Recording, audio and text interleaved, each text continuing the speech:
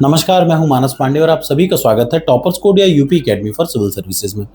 आपको मैंने एक सलाह दी है और वो शायद आप अगर फॉलो करेंगे तो आपका एग्जाम जरूर निकलेगा। वो सलाह ये है कि डेली 5 घंटे पढ़ने हैं, 4 घंटे डेली प्रीलिम्स के लिए, लेकिन आधा घंटा जरूर निकालिए मेंस के लिए, जिसमें सिर्फ एक टॉपिक पढ़ें।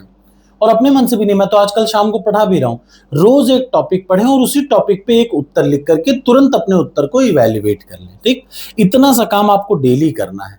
अब रही बात संडे को क्या करना है, तो संडे को सिर्फ आपको अपने समय निकाल करके 1 घंटा निकालना है।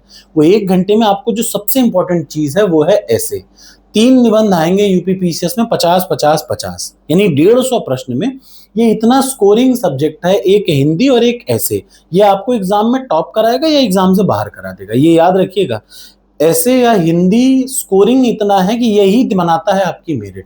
तो उस वजह से हर संडे को मैं आपको एक टॉपिक देता हूं और आपको ये कहता हूं कि आप उस टॉपिक पे क्या लिखें, निबंध लिखें।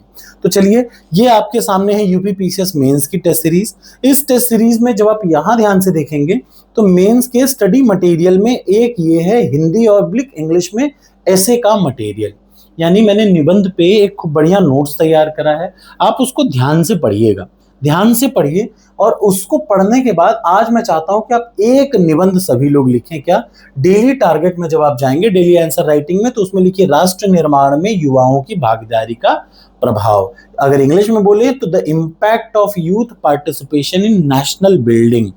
इसके पॉजिटिव नेगेटिव सारे पहलू को इंक्लूड करना है। तो सबसे पहले इसको उठाइए, चैट जीपीटी पे डालिए, उससे बोलिए right an essay of 1000 word. 700 word में लिखना है, लेकिन उससे कितने में लिखवाइए, 1000 में लिखिए।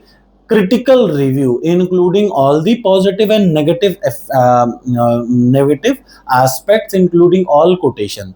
तो देखिए, जब आप इतना डालेंगे ना तो बड़ी सुंदर सी वो कहानी लिख करके देगा। उसको पढ़िए, समझिए, और उसके बाद जब एक बार समझ लें तो बिना देखे एक कॉपी में लिखिए। ये मैं क्यों कहता हूं आपको पता है, बिना देखे कॉपी में लिखिए? इसलिए क्योंकि जब आप कोई चीज पढ़ लेते हैं और फिर बिना देखे लिखते हैं तो आपका दिमाग असली काम करता है। अब आपको उस चीज के बारे में नॉलेज है और आप जितना लिखेंगे ना, जितना ज्यादा लिखेंगे उतना ज्यादा आपकी मेंस की प्रैक्टिस अच्छी हो जाएगी। और वही मेन चीज होता है किसी भी गवर्नमेंट एग्जाम में। सेम चीज आप यूपीएससी के लिए भी कर सकते हैं। तो टारगेट एक्सेप्ट हो तो आज का टारगेट एक्सेप्ट करिए और शाम को 10 बजे we will meet in live test of UP special. Thank you so much. लिख करके इसी वीडियो के कमेंट बॉक्स में कमेंट करके बताइए।